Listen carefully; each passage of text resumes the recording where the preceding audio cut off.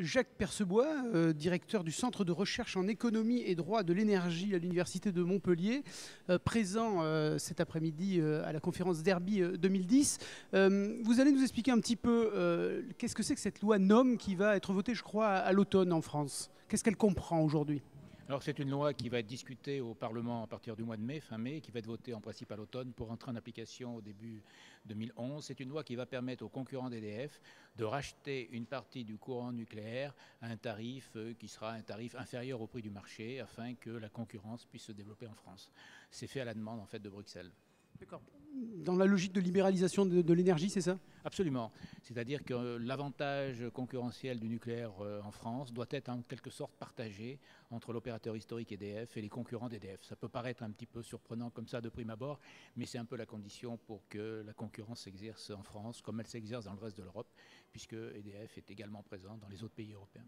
Et cela soulève bien sûr un débat sur le vrai prix de l'énergie en France. Quel est le vrai prix aujourd'hui de l'énergie ? Quel devrait-il être ?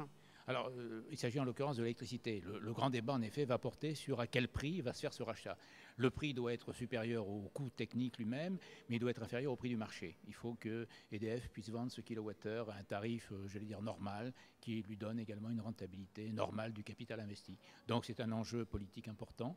Et ça, en principe, ce ne sera pas inscrit dans la loi, mais ce sont les décrets d'application qui vont expliquer le niveau des tarifs. Alors, est-ce que c'est favorable ou pas aux énergies renouvelables finalement ? Écoutez, je dirais que tout ce qui conduit à une vérité des prix, c'est-à-dire au fond qui fait payer aux consommateurs le juste prix, donc les véritables coûts, c'est favorable aux renouvelables, c'est favorable à la fois aux économies d'énergie, ça permet de justifier des investissements dans l'efficacité énergétique, et c'est favorable aux renouvelables parce que dans l'état actuel des choses, les renouvelables sont relativement coûteuses, il faut les aider, c'est logique, toute énergie a été aidée dans son passé, et donc tout ce qui, je dirais, permet de payer le véritable prix, le véritable coût, permet aux énergies renouvelables, l'éolien, le photovoltaïque, de se rapprocher de la compétitivité sur les marchés. Eh bien, Jacques Percebois, merci. On l'a compris, donc la loi NOM, plutôt favorable aux énergies renouvelables et à leur déploiement.